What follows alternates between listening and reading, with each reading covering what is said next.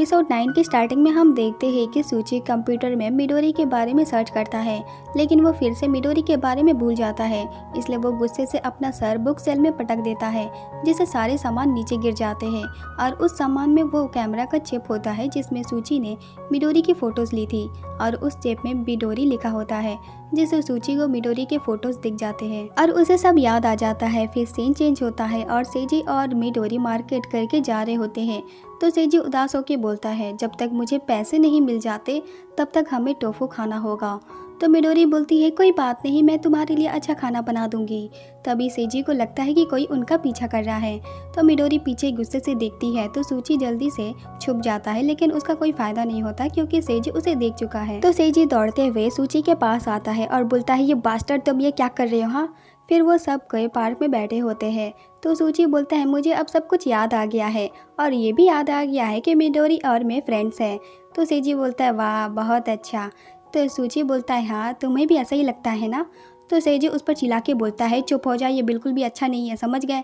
तुम मिडोरी के सच्चे फ्रेंड होते तो उसके चुपके से फोटोज नहीं लेते। तो सूची सेजी को अपना कंप्यूटर में मिडोरी का होम पेज दिखाता है, जिसमें मिडोरी के 50,000 फैंस थे, जिसे देखकर मिडोरी शर्माने लगती है। तो सेजी उससे पूछता है, तुम्हें क्या हुआ, तुम क्या सोच रही हो? हाँ। तो मिडोरी बोलती है, मैं तो कुछ भी नहीं सोच रही हूँ। तो सेजी सूची को बोलता है, अगर तुमने अभी इसे बंद नहीं किया तो मैं तुम्हारे कंप्यूटर का टुकड़े टुकड़े कर दूंगा। तो सूची बोलता है, अगर तुम ऐसा करोगे तो मैं इसे बंद कर दूंगा, लेकिन क्या मैं तुमसे एक फेवर मांग सकता हूँ? तो सेजी बोलता है, कैसा फेवर? तो सूची बोलता है, मैं तुम्हें इसके लिए पे भी करूंगा और शायद तुम अपनी लाइफ में पैसों की वजह से परेशान हो गए है ना?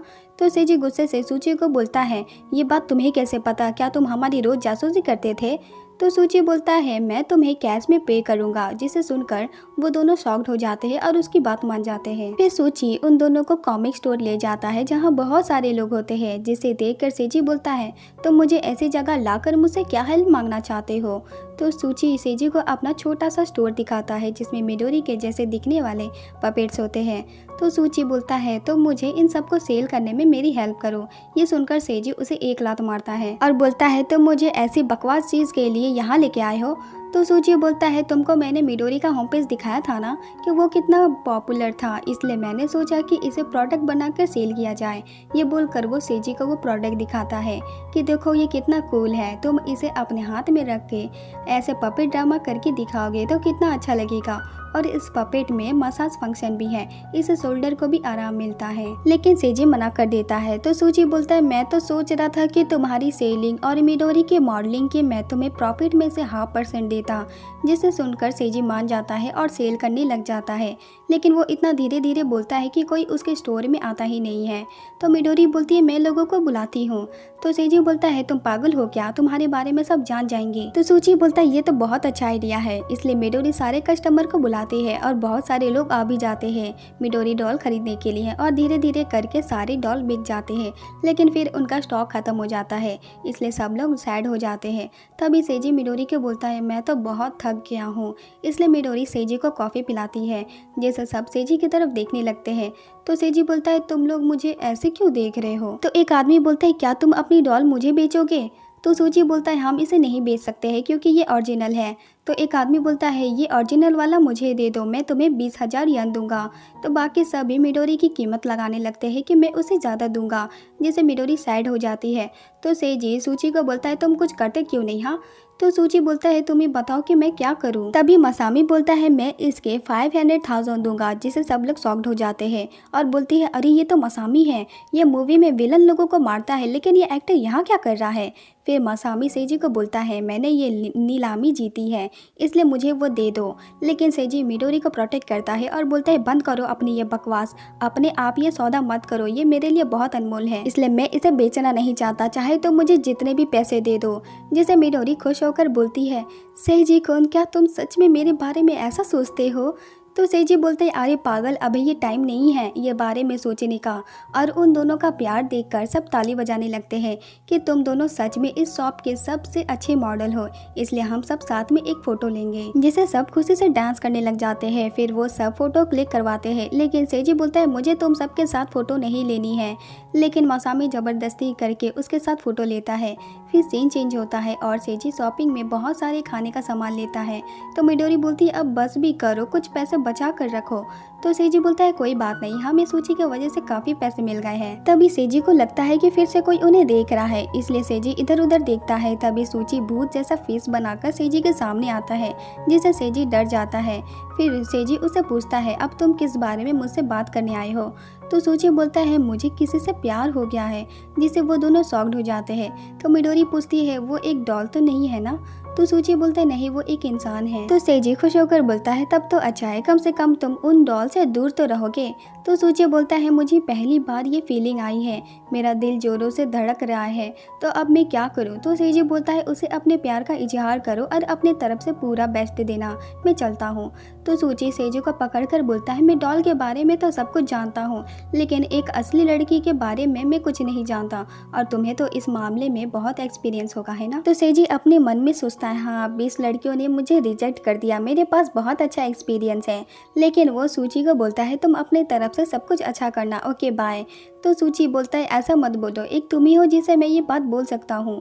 तो मिडोरी सेजी को बोलती है सूची हमारा फ्रेंड है तो हमें उसकी हेल्प करनी चाहिए। तो सेजी मिडोरी की बात मान जाता है। तो सूची उन दोनों को उस जगह में लेके जाता है जहाँ पर वो लड़की रोज आती है, और वो सब उसका वेट कर रहे होते हैं। तो सेजी अपने मन में सोचता है मैं दूसरों की हेल्प क्यों कर रहा हूँ जबकि मेरे पास ही गर्लफ्रेंड नहीं है। तभी वो लड़की आती है जिसे देखकर सेजी बोलता है मुझे ऐसा क्यों लग रहा है कि मैंने उसे पहले कहीं देखा है। तो सूची बोलता है ये मारिन चैन है, मैंने जब इसे पहली बार देखा था तब मैं बहुत ज़्यादा सरप्राइज हो गया था, लेकिन ये सच में अल्ट्रा मरीन है। फिर वो लोग मरीन की तरफ देखते हैं जो बुक पढ़ते पढ़ते चल रही होती है और पुल से टकरा जाती है। ये देखकर सूची बोलता है ये कितनी क्यूट है, ये टीवी में मेरे बने हुए ड्रेस पहनकर शो करेगी तो कितना अच्छा लगेगा। तो मिडोरी और सेजी अपने मन में इमेजिन करते हैं जिसमें सूची मरीन को किडनैप करके उसे ज़बरदस्ती ड्रेस पहनाता है, और अगर ऐसा हुआ तो सच में ये तो मरीन के साथ बहुत बुरा होगा।